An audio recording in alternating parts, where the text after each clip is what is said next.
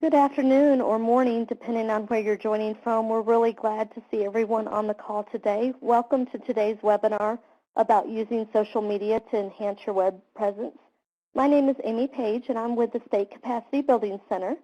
This webinar is part of the Hot Topics in Consumer Education website series and is designed to bring you new information and resources in order to help you enhance your consumer education websites.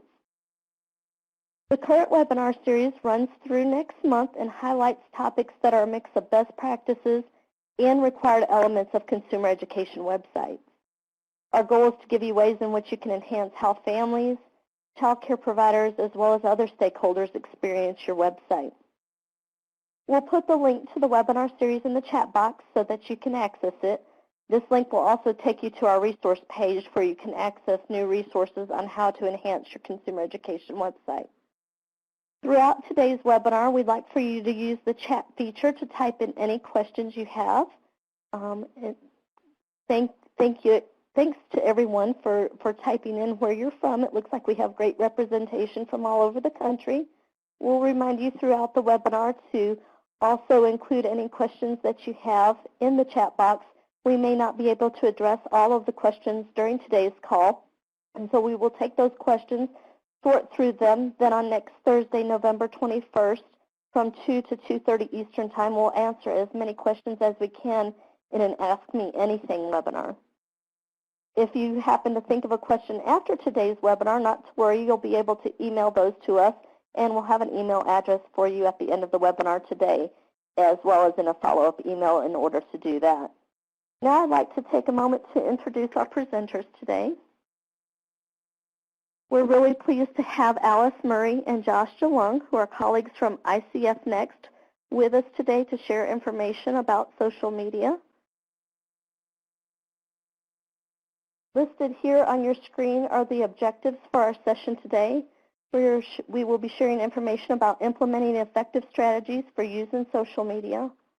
Also, how to set up management process that will make sure you have clearly defined responsibilities and appropriate user expectations. We'll cover how to develop content and create posts that support your social media strategy, and also talk a little bit about how to make sure your posts are accessible. Then to close, we'll look at how to effectively measure your social media efforts and discuss common constraints that you may face in developing them. Before we jump into the information, we'd like to take a poll to get an idea of who we have on the call today. Listed here on your screen should be coming up, or you should see a poll that just asks what your position or role is. Please take a moment to respond to this poll by choosing the role that best fits you. If you don't see an option that fits you well, you can certainly let us know that as well by using the chat box at the bottom of the screen.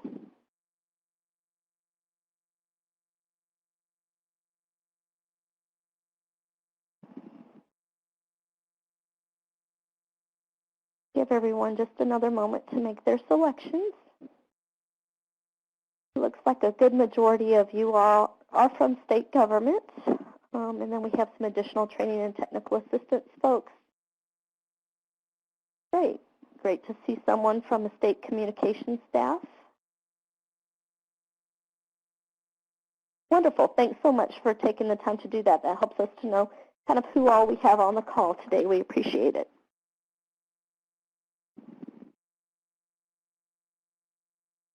We want to take just a moment to reflect on why social media matters, especially related to your consumer education websites. The primary reason is that families and other stakeholders are using social media to stay informed and connect with organizations as well as each other.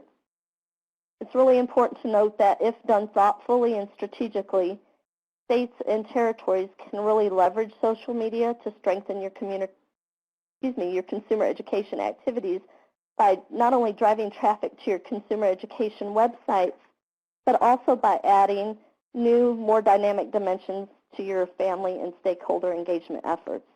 In order to be successful and efficient, your social media strategy should be one part of your comprehensive communication and engagement plan.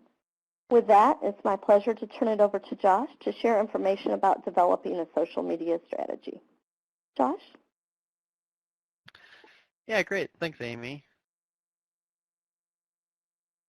So I'm going to talk a little bit up front about defining your social media strategy before Alice jumps in to talk a little bit about kind of selecting platforms to deploy tactics on social media and kind of managing and creating some of the content. But it's really important that you have a good foundational strategy in place first before you jump into, hey, you know what, it would be a really great idea if we had a Facebook page or a Twitter handle. It's great to take a step back and really think about, what end are those means really aiming at, and what is it that you really hope to achieve for your investment in social media so that it's focused in the right place to have the best payoff for those efforts. And so in defining your social media strategy, the first step, and perhaps unsurprisingly, it's the same with pretty much any kind of marketing communications outreach you do. You really want to identify your target audience and really get to know the segments that you're going to be trying to reach through any communication tactic, but especially with social media, because there are so many platforms out there and so many particular ways that you might be able to target different segments of your audience and kind of your end users for your consumer education website. And so when we talk about identifying the target audience, I think sometimes there's a tendency to think, well, this is a broad audience. There are a lot of different kinds of people who are seeking childcare out there, and so the general public really is our target audience. And I think I always caution people from thinking of the general public as a target audience. It may be true that the majority of the public could be a potential user for your consumer ed site, but it's really helpful to think about, well, what are the segments within that larger audience? And who are some real targets that we might want to look at who we feel like might be right for reaching through social media? At the end of the day, perhaps not every single user that you may have may be appropriate to reach through social media. There may be other tactics that would work better.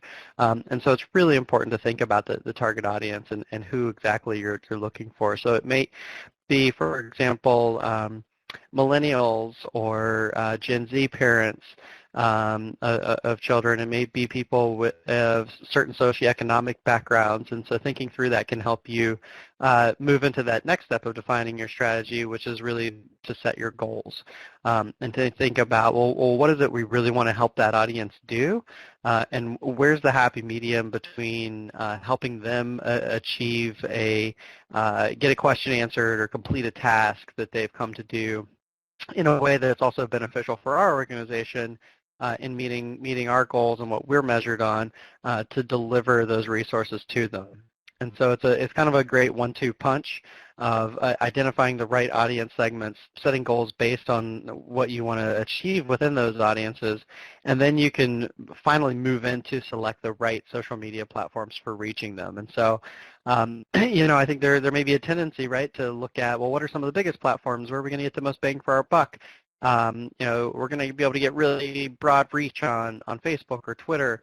And those may be great platforms for your audiences. It's the case that they probably are. But, you may also want to think about, is reach really what we're going for here? Do we really want some targeted engagement and good referral traffic back to our consumer education website? And could we achieve that through other more niche platforms?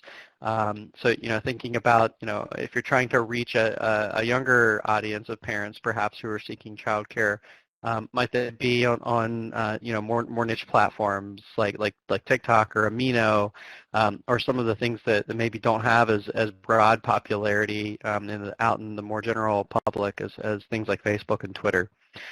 And then finally, of course, the most important part of the strategy is not just to do all the right things up front, but it's to really follow through and determine the specific objectives that you're going to use to measure success along the way. And so that's a real key part to this that you can't forget is, how will we know when we're successful? what are the real key performance indicators that we're looking at. And we're going to talk a little bit more about measurement in a bit, but it's really important, to know what your objectives are before you go out there, before you kind of throw all your content against the wall and to see what sticks.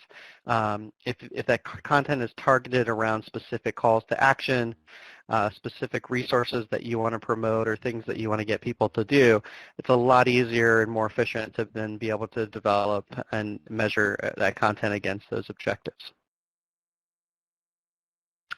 So I mentioned, about platform selection. You got to think about that pretty early.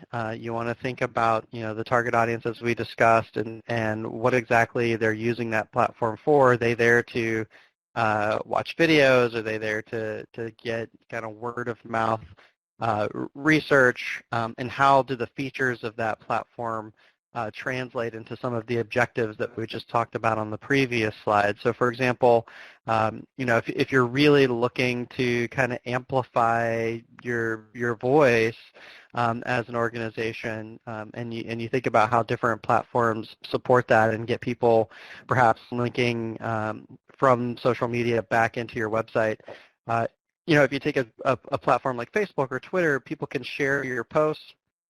It's pretty clear, if they share or if they retweet where that post and that content came from, what organization shared it, and there's a link there that they can get back pretty easily to your website. If you think about maybe other platforms like LinkedIn or Pinterest, those platforms are great for other reasons, right? They have other things that those platforms are used for. There are different features to those platforms that some of the other social media channels may not offer, but they're not as great, right, for highlighting links and getting people to come back to something else from looking at the content. Can it be done? Yeah, but most people are kind of scrolling through, just sort of looking at pictures and keep on scrolling, and maybe a little less likely to actually share certain types of content. And so it's a lot of tactical considerations at the end of the day, and there's a lot of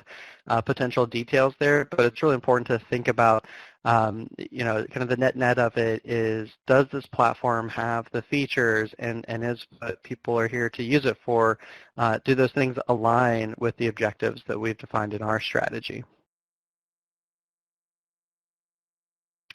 So this is a really, really simplified graphic that sort of explains how all these things align. So if you had a goal of increasing consumer awareness of child care resources on your site, you might have some of the following objectives, like that you want to make sure you answer at least 3 questions from parents per month. You want to try to increase your consumer education website traffic by a particular amount. And you estimate that you should be able to reach 200 people per week with factual content. These are just, these are not any sort of industry benchmarks or guidelines. These are just numbers pulled out for the sake of illustration here. But then what you can do is you can start to look at how different tactics across multiple social media platforms might actually help you to achieve one or more objectives. And so if you're using a hashtag on Twitter, that's going to help to let people find your content and the topics that you're talking about. And so that may help you with the objective of answering questions from parents.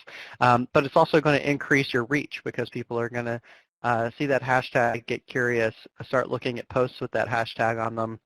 And so you're going to also be able to achieve objective 3 through those means as well. And so creating kind of a matrix as you're thinking about your goals and objectives and which strategies and tactics you're going to map to each one is really helpful in helping you see where you can gain efficiencies along the way. So I'm going to stop here and hand off to Alice, and she's going to talk a bit about kind of the management of your social media channels once you have that good foundational strategy in place, what some of the best practices might look like for kind of monitoring and content development and reporting along the way. And then she's going to get a little bit deeper into actually creating social media content that is effective and how to make that accessible to many different audiences. And I'll be back at the end to talk about measurement. So Alice, take it away. Thanks, Josh.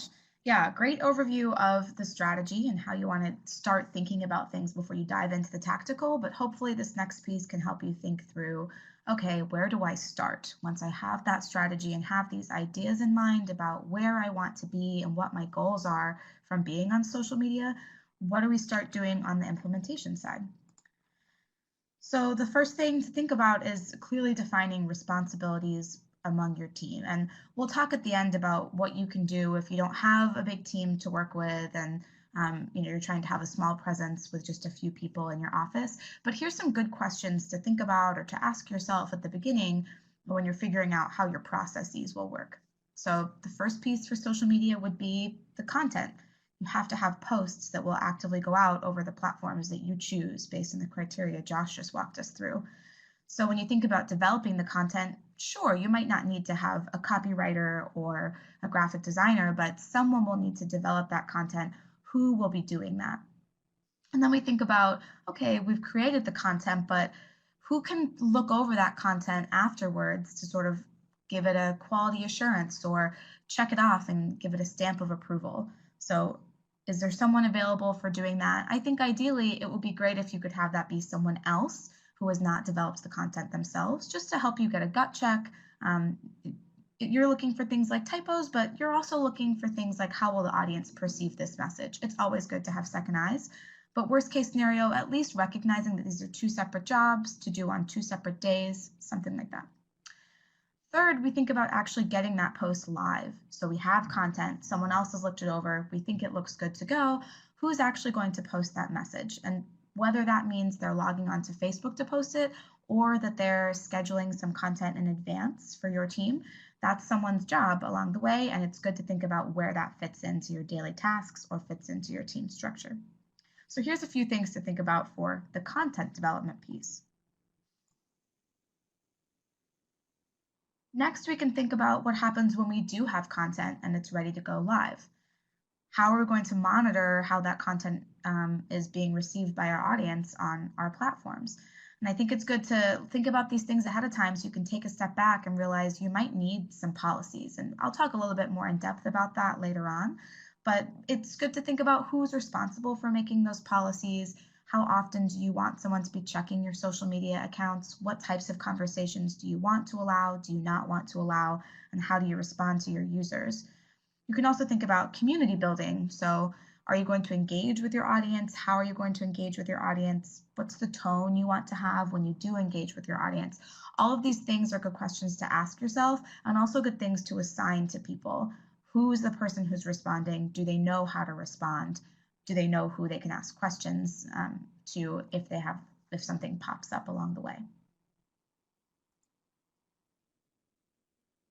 So we talked about developing our content. Now our content has gone live and we know how we're going to facilitate conversations around our content. But then we need to report back on the content. And this is something Josh touched on as well, that we're hoping with a strategic social media presence, we have goals set and we're measuring against those goals.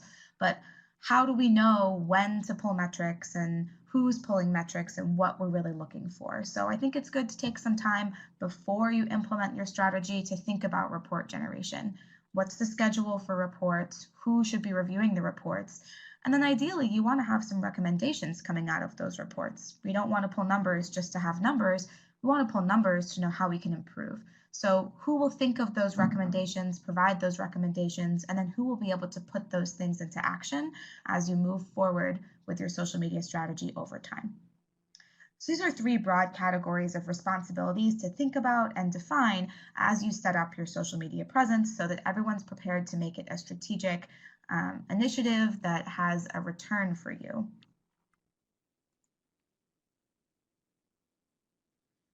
Just to dive a little bit more into that user expectation policy piece that we touched on lightly under the monitoring. I think it's important to define responsibilities there, but this could also be a team discussion to begin with, just so that everyone is on the same page about how you want this environment to run for all stakeholders, which includes the people who are developing content and posting content, but also your user base who are trying to get factual information about childcare resources. So things you could consider doing would be having a comment or post policy, drafting something as a team, and making sure that's accessible on the social media platform to your users. This could be pretty simple. It might sound daunting, but it's just stating explicitly things that are not allowed, content or comments that are derogatory in some way towards other users, maybe the use of negative language, et cetera, et cetera. Something else you might want to think about, depending on your platform selection, is a direct message response. So if you choose to go with a platform that has the ability for someone to send you a direct message, how do you want to respond to those people, and how quickly could you realistically respond to those people? Most platforms have an option where you can set up an automated response. So you could do that ahead of time before you really amp up your social media presence, just so that you're setting clear expectations for your users. They get a response saying, thanks so much for reaching out. We'll get back to you within 72 hours. And that might go along with your monitoring responsibilities really nicely. The third thing is an internal piece. So this might not be consumer facing, but great to have some guidelines in place for your staff or for yourself when you think about how you want to monitor your presence moving forward. It's hard sometimes to force yourself to think about these what ifs beforehand. You think, oh, I'll tackle it when I get there, but it can be a lot less stressful when you see a negative comment or concerning comment if you have a protocol in place. This decision tree on the bottom right-hand corner is a very simplified example of something you could do to help yourself with those in-the-moment decisions. So let's say we have a comment come in from a user on a post on our Facebook page. We can first assess, okay, is this comment positive in nature or negative in nature? And if it's positive in nature, is someone sharing information that's factually accurate? Because if not, that might change how I want to respond to the comment. Even if they are factually accurate, is it something where I could add some value by responding to them further? If the user is saying something negative, is it a one-off negative comment? Is it a different opinion? Or is it someone who has a repeat history of posting things that violate our policies? Thinking through all those different ideas ahead of time can really help you feel confident in your monitoring decisions as you move forward, and can help you empower other staff members who might be working with you to make those decisions in the moment as well. So we just encourage you to take a second to think about these things, set up some policies, and assign some responsibilities before you get started. The next key piece of implementation is actually creating that content that we talked about, that big content development piece, which can be a lot of fun and doesn't have to be too scary. If you start this before you actually get your pages up and running, it can save you a lot of time in the long run. And I think that that's a common mistake people make, that they think, well, first I have to make the page and then I have to make the content, or first I have to build a following and then I'll focus on making my content. But we would actually recommend trying to build a small content library as one of your first steps of implementation. There's some simple content creation tools that you can use to do this. Many free tools available that don't require expertise. We have some examples of those at the end, but many of those tools have templates involved. You can get free images that are available for public use and plug them right into free tools with some sample templates so that you don't have to bring a lot of graphic design expertise and can actually crank out a few posts in various different sizes with some ease.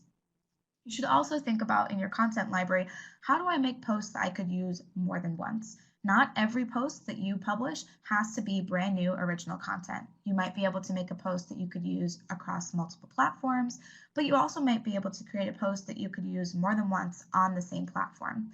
This silly graphic here with the question marks is an example of exactly that.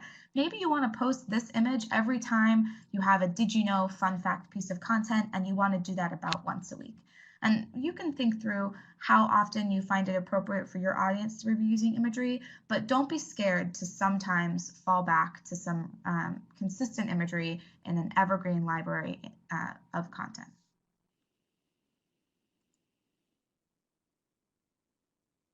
Something else that you can do ahead of time that can really end up being a time saver in the end is thinking about an editorial calendar. There's a couple pieces involved here. Again, we have a really simple example in the bottom right-hand corner for you. And in this example, you can see that we're actually considering multiple platforms and we're considering different days of the week and how things might align across a whole month. I think a month is a good amount of time to be thinking about it once, but you can always customize that to 1 week, 2 weeks, 2 months, whatever works well for your personal processes in your office. But these are really good considerations. Do we want to post once a week? Do we want to post once a month? How do we want to do our timing? Do we always post at noon? Do we vary that timing? We'd recommend trying to add some variety so that you can see what performs best, but it's always helpful to do that if you have some kind of record or some kind of plan. So something as simple as putting a little graphic on a few days across the month to remind yourself those are the days we're going to post can really make a world of difference. There's another element in editorial calendar as well that's not just about the timing or frequency of your posts, but actually how you want to space out your content itself. And these pieces here, core messaging, community building, and timeliness, represent 3 broad buckets of content that we think that you can use to make sure you have enough variety when you're thinking about a prolonged period of time or a prolonged social media presence. I'll go a little bit more into depth of examples of each one of these in a few moments, but the main idea is that you want to be posting different things and you want to be posting different things next to each other so that it's not the same message 3 times in a row, and so that you can keep the audience interested and engaged in a multitude of ways using all of the features available to you in your social platform of choice.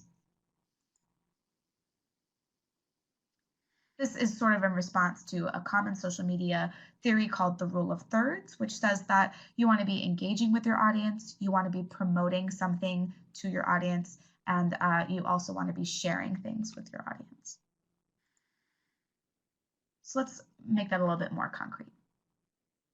With core messaging, this might be links to resources, links to your consumer education website, some factual content that you want to share with people, or even just a statement, reiteration of your mission statement. So this is kind of the bones of who you are and why you have a social media presence. What is your goal? How do you communicate that to people? And how do you get the most important information out to them?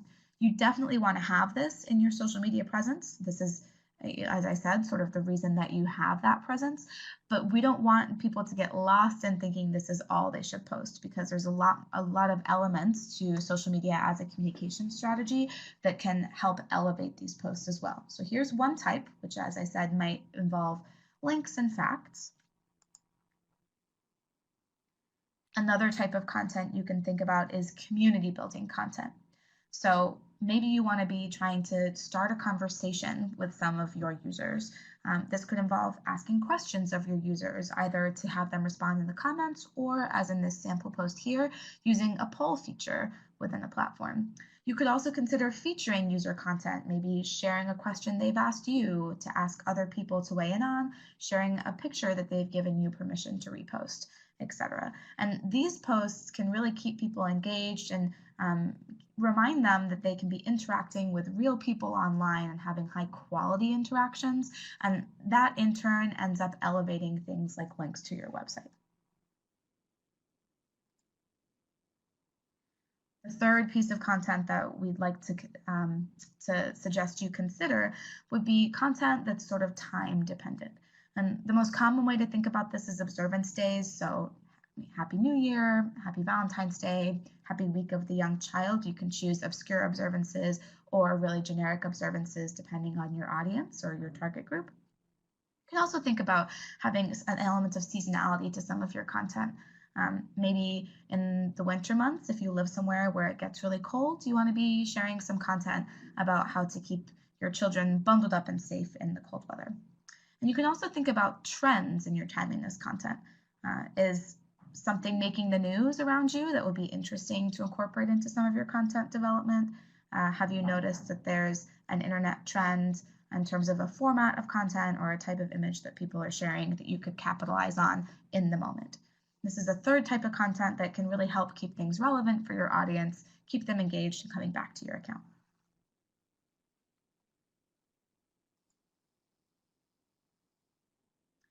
So once we've thought about We set our strategy, as Josh said. We've assigned some responsibilities, really defined people's roles, and we've developed some core content, figured out how we're going to disseminate that, and have a plan with our content library. How do we make sure that that content can be accessed by everyone who comes to our social media sites?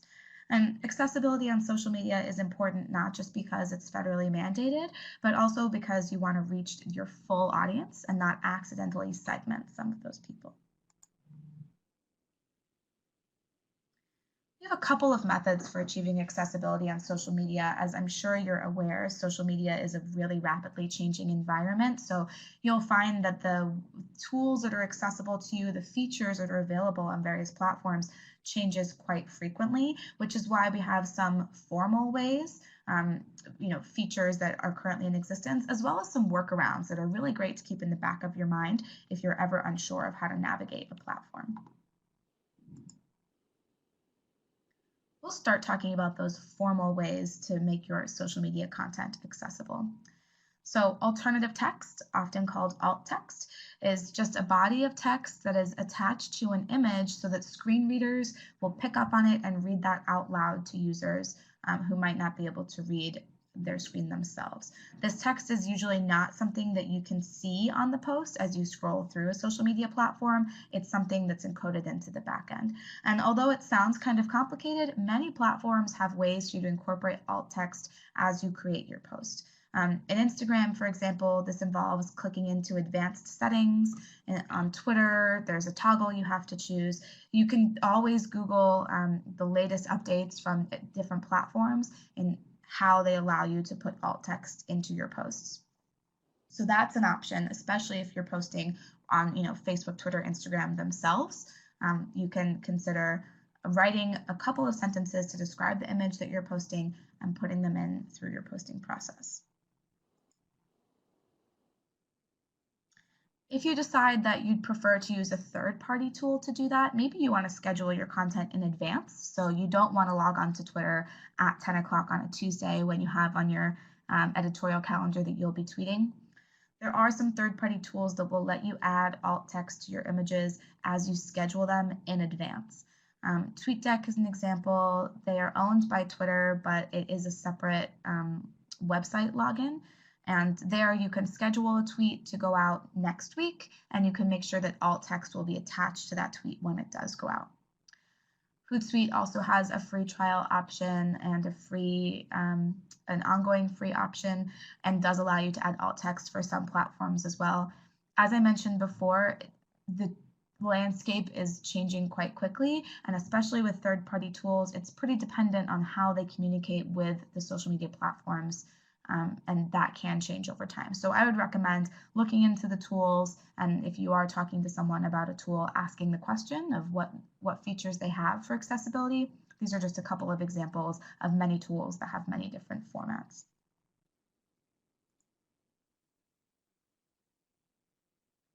I think informal methods for achieving accessibility, though, are a really important tool to have in your back pocket. So if for some reason you're having trouble using the formal features available to you in a third-party tool, or all of a sudden the platform changes the button that you have to click to add your alt text, maybe you want to think about some of these other methods that are really pretty foolproof. You can always add these. So a good thing to ask yourself is, does this caption make sense without the image or video? So if you think about someone who's using a screen reader to access your content, and a screen reader just read to them the words that you wrote, would the user get the full message behind the post, or is there something about the image that really is integral to them getting that message? And if you realize that that's the case, maybe you just need to alter, add, expand that caption. Asking yourself what the core message behind the post can really help you gut check if you're including the right information in written text. You can also add explicit alt text within your caption. So option one is, just make the caption a little bit longer, make the caption very clear. Option two is you can have your normal caption, and then below you can write image description and then fully call out what the image is saying, or alt text and fully call it out. And this is different than the first option because it's visible to everybody. So even someone who's not using the screen reader will be able to see this within their social media feed, but it's actually become quite common and is seen as a positive because it indicates your commitment to accessibility. So that's always an option if you find that doing it in the back end is too complicated. It's also important to think about adding caption files to any videos you post. YouTube has a native feature that will add a caption file for you. Occasionally they get a couple of words wrong, but they've gotten more and more accurate over time. And if you get formalized videos from any sources that you want to post, you can just look for an SRT file that you upload as well. And another thing that there's plenty of instruction about online, but it's a good reminder to think about that. And finally, we have this cross-posting option for informal accessibility. So before, we're talking about how do we make the written piece of our post the most accessible for the most people. And now we can just think about overall with the post, how do we ensure that the most people possible have access to this content? And cross-posting is the easiest way to do that. It just means delivering the same content via more than one medium. This obviously depends on the strategy you outline for yourself at the beginning and if you are going to have a social media presence on more than one platform. But if you do, if we go back to Josh's initial questions about what is this platform good for? What is this platform good at? How do people access content on this platform? Maybe on Instagram, which is more visual content, you realize that people who use screen readers to access social media content might not be on Instagram or might have a harder time accessing Instagram content. Could you take your Instagram post and also put it on Facebook, which would help you access those people and help you make sure they understand the message as well? So those are just some informal strategies that you can deploy to solve for accessibility in social media. A few small specific tips as well. This is a really good fun fact. Hashtags, a lot of people will write them as one long word with no capitalization within there. And doing something as simple as capitalizing the first letter of each word within your hashtag can help both users and screen readers delineate what the hashtag says and does not take away from the functionality of the hashtag. So although you cannot include spaces in hashtags, you can capitalize different letters and it will work the same as any other hashtag and link to all hashtags that use that word. So the example here says quality matters with the Q and the M capitalized. It's much easier to read that than it would be if there were no capitalizations. This is called camel case because the capitalized first letter looks like a hump on a camel and helps provide that spacing of words without the use of the spacebar. You can also use warm intro links. That basically just means calling out. The traditional format for that would be with brackets and all capital letters, calling out what is coming up. If you imagine using a screen reader, it would say to the person, and here's a link. So it lets them know what they should be doing to access the content within your message. You can also do this for something like a video. So it would just say video in all caps. It's essentially introducing the next piece of your tweet that is going to, or your message that's going to take you away from the initial social media message. So you can see that in the example at the bottom of your screen. And the last really specific tip is to go light on emojis. Screen readers actually read every single emoji out loud, and some emojis have long descriptions. So even though to the naked eye, 2 emojis don't take up that much space, someone who's using a screen reader is going to hear laughing, crying face over and over for every time you're using it, especially if you have a string of different emojis. So 1 is fine, but we wouldn't recommend using too many emojis per message in order to keep your messaging accessible. So now that we've talked about tactically how to start implementing a social media strategy, from assigning the responsibilities, developing the content, scheduling or deploying the content and making sure it's accessible when you do so, I want to turn it back over to Josh to bring us back home when we think about measuring against our goals, reporting, and improving on our processes. Cool, thanks, Alice. Yeah, so you've come up with a strategy. You've done all the great work that Alice has talked you through in terms of deploying and managing your content.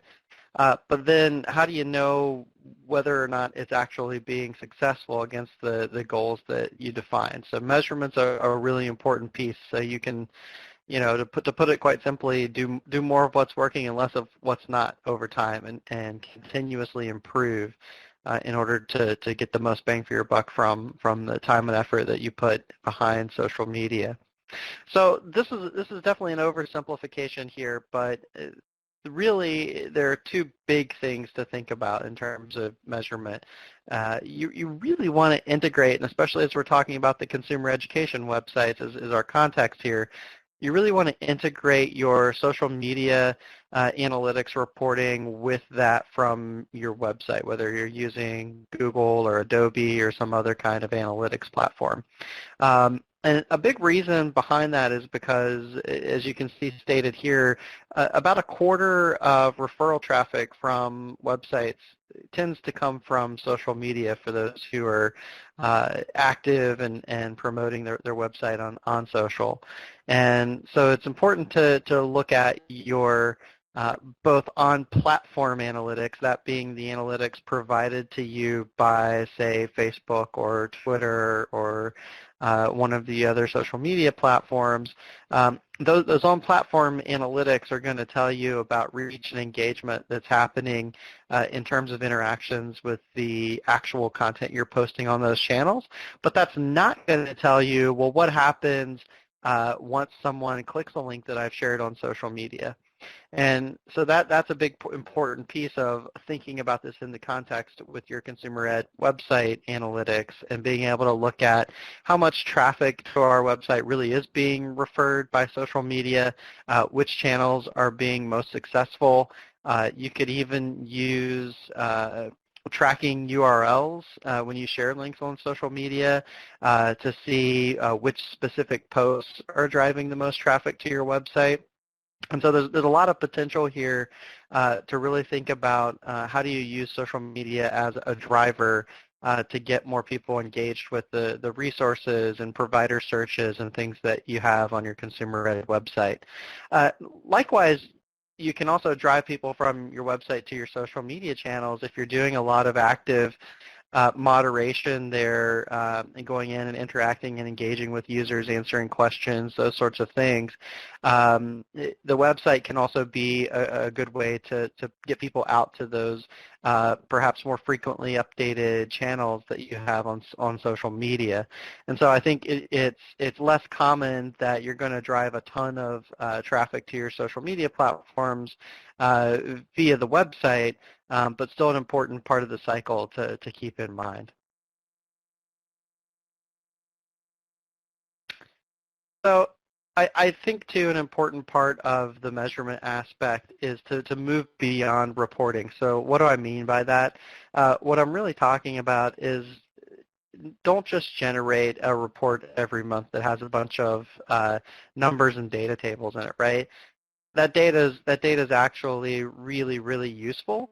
But too often, I think organizations kind of get into this rote cycle where somebody's exporting the analytics numbers from the social media platforms and or from the website. They're dumping them into a report and they're emailing them around every month to somebody. But nobody really ever goes through the analysis and the synthesis that's needed to figure out what do we do with these numbers. Yeah, we can see if it went up or down from month to month, but what does that mean? What's driving that? And what actions should we take as an organization? And so it really helps to go back to the goals that you set in your initial strategy and look at which metrics matter most, essentially, and think about, sure, reach is great, but based on the objectives we have, is actual engagement with a post or a click through to our website, is that more of an important metric than how many people that we reach? Would we rather have a high engagement rate and reach fewer people? Typically the answer to that question is yes. And so think about it in context of your goals. Think about, when you look at the data, what research questions do you have? Can you ask some questions that you see based on different patterns and anomalies in the data, and then go back and do more deep digging and research month to month to answer those research questions. It's always great, too, to contextualize the data that you're seeing. And so if you have someone on your team or a vendor who can look at the data and really come up with actionable recommendations based on what they see month to month or quarter to quarter in your social media and web analytics, remembering that they're both kind of playing in context with one another. That's a big key important part here, that the data itself is just a piece of paper, but what are the actual recommendations for what we do about what we're seeing? And so the report is a great connective piece. It's a good touch point to have, and it's great to have a scheduled reporting cycle in mind, whether that's monthly or quarterly, depending on kind of how much content you're putting out there and the frequency that you have resources available. It's great to do the reporting and get into that cadence, but it's really, really important that you actually figure out, well, what do we do with that data? And so what that begins to look like is a process that follows kind of these 5 steps, which would be input, output, insight, action, and outcome. So the input would be the data that you get either at the post level or at a more aggregate level across many posts for a particular time period. The output from that, is that you're going to get the data, whether that's impressions or engagement rates, whatever that might be, and then you use that to generate insights. So the example here is, we're looking at a particular metric of impressions on our Facebook posts. Now, there are lots of other metrics, impressions. By impressions, we mean, how many times did it load on a screen, right? We're talking about reach. There are other metrics we can look at, like engagements and engagement rates. But using this example of impressions as the output from that Facebook post data, an insight that we might gather from that is, oh, wow, you know what? We saw way more impressions on weekdays than we did on the content that was posted on weekends. And so suddenly you have that insight, which can drive an action, which it could simply just be, oh, you know what, let's take all those weekend posts we had scheduled for next month and just shift them to weekdays, because they're going to perform way better based on what we saw in the data. And the outcome of that is, in the following month where you do that, you see, oh, wow, yep, our impressions did go up. It worked. And so I think this real simple kind of 5-step process here shows how you can take one particular piece of data, think about it in terms of gleaning some insights, and then go out and test an action and see if the outcome is what you intended. So that's kind of why reporting is important and how to approach it. As we wrap up here, there are just a few common constraints that come up from time to time when getting into deploying social media that Alice and I would like to talk through, just to make sure that perhaps some of the common questions that folks have we might be able to address before we end. And so for if you don't have time or staff to address social media, I think the key thing here is you can start small, you can go incrementally, and you can play multiple roles if you have to. It's just a matter of, you got to plan earlier, and you got to have some time between content creation and content approval and content deployment. And so you don't have to write the tweet 30 seconds before you're going to send it out. You can kind of come up with, as Alice was showing earlier, an editorial calendar. You can write some content in advance and schedule it over time, so that you're always have something in the hopper, and you're not worrying about having to rush minute to minute. Will there be trends, and will there be kind of emerging things that happen from time to time that require more real-time support? Yeah, but you don't always have to be in that mode. One of the other areas that sometimes come up is, well, we don't have any budget. And while it's true that putting some paid media and having some paid tools behind social can be really helpful, it's not required. There are a lot of third-party tools out there that have free versions. Hootsuite and Tailwind are examples of that. Even Adobe and Canva offer free content creation tools that can help you create images that look pretty good. And then, of course, if you have partners who are willing to amplify your content, that can be a big help in getting the word out there and expanding the reach of your posts without having to pay for ads behind them. If you don't have analytics, you can kind of compare your content from month to month or quarter to quarter. You can get data directly from the platforms and export it into an Excel spreadsheet. And so I know this is a common challenge sometimes where folks maybe don't have web analytics set up.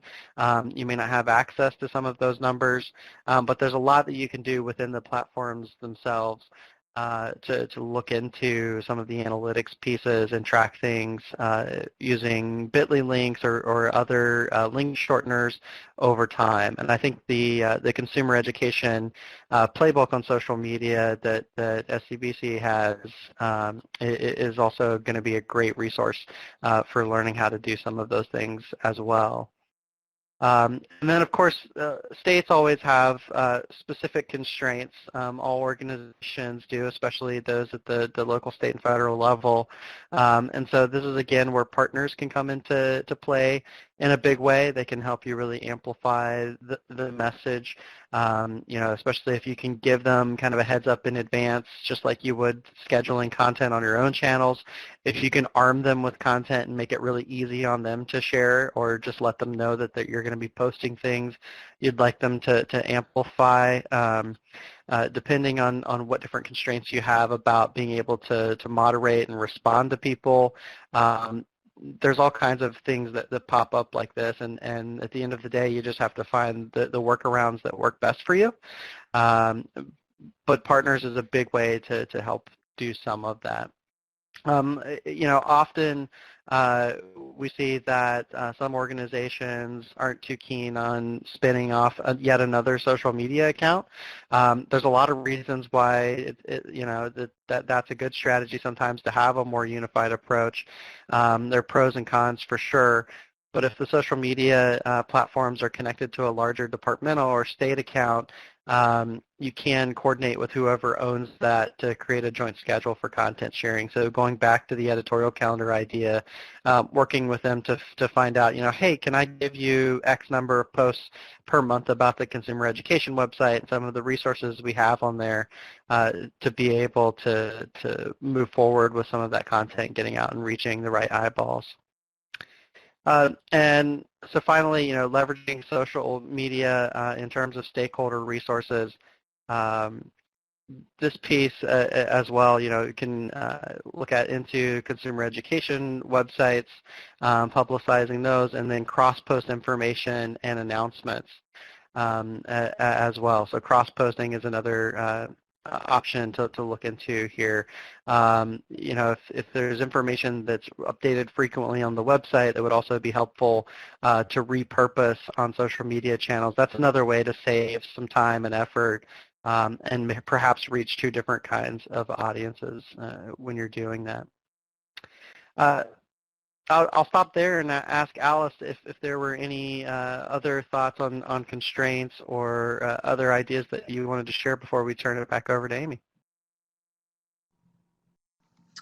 I think you did a great job covering most of them, Josh. I think, the one thing I will reiterate is that if you don't have a full team to manage your social media presence, it is still possible to factor in time for reviews. It is still possible to dedicate some time up front and then have things run smoothly in the future, as Josh mentioned. So I just wouldn't be intimidated by doing it as a one-man show. It is totally possible and available to you, especially with the plethora of free tools that you can leverage now.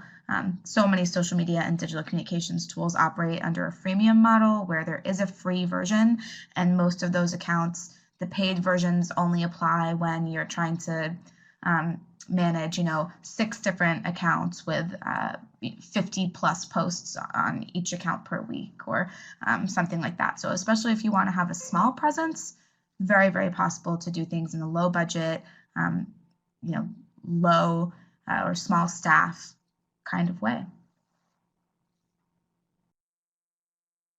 Great. Thanks, Alice. I will pass it back to you, Amy. I believe we have another poll coming up. Great. Thanks so much, Josh and Alice, for sharing all of the information with us this afternoon. We are going to transition over to a couple of evaluation polls. If you can just take a moment to respond to this poll about today's topic, we would really appreciate it.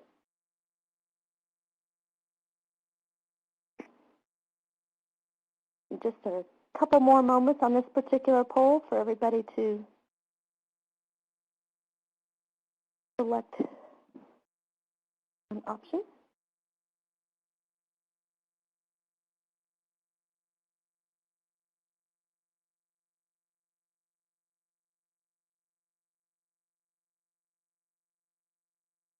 Great. Thanks so much for your response.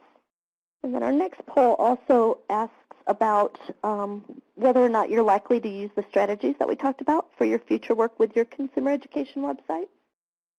And so again, if you'll just take a brief moment to respond to that as well.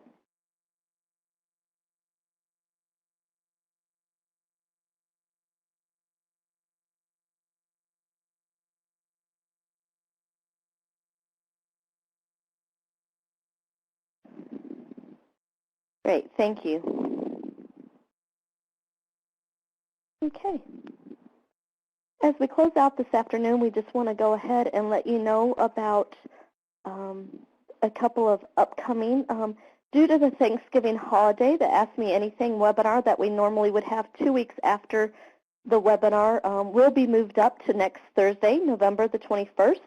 It will be from 2 to 2:30 Eastern Time. The 30-minute follow-up webinar will answer any questions that were raised. Again, you still have time to go ahead and submit any questions you may have based on the information from today in the chat box. We will also provide, you'll see there on the second bullet of your screen, an email address that you can send additional questions to that you may come up with after today's webinar is closed.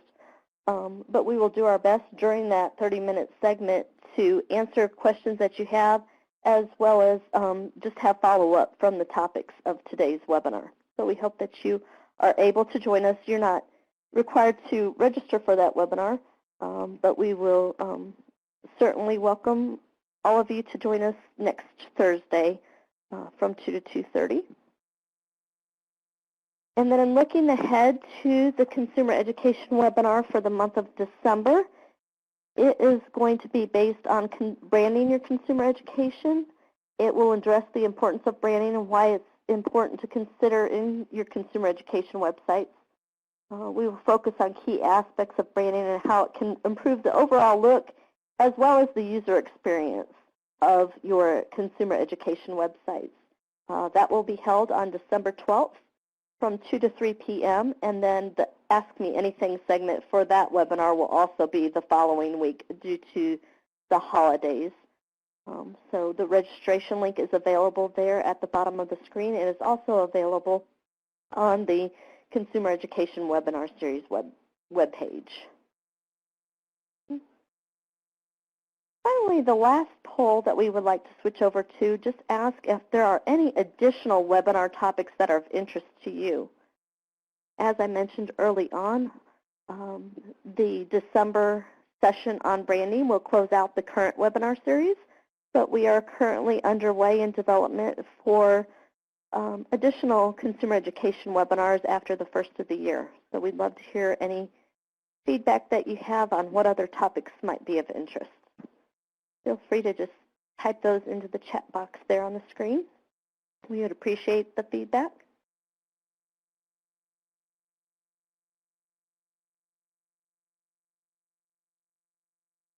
Okay. Again, if you think of anything else that would be great topics, we welcome those via email as well after the webinar.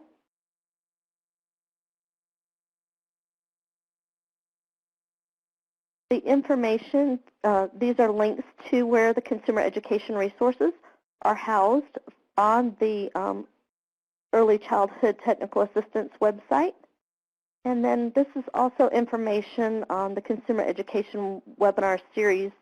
The link is, again, in the chat box, and these are all of the resource guides or playbooks that are currently available there, prior recordings of prior webinars, and also the Ask Me Anything sessions are available as well at that link.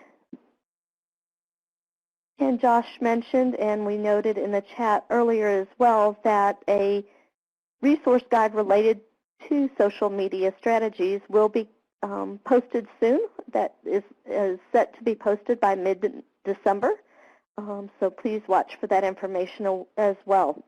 We'll have a lot of additional information on recommendations for social media and helpful information on how you can manage your social media process as well as monitoring policies. With that, I would just like to thank everyone for participating in the webinar today. If you think of questions, again, after the webinar, feel free to send them to the address there on the screen, capacitybuildingcenter@icf.com. We hope to see you on the Ask Me Anything webinar next week on November 21st, where we'll answer as many questions as we can about using social media to promote your consumer education website. Thanks again for joining, and enjoy the rest of your day.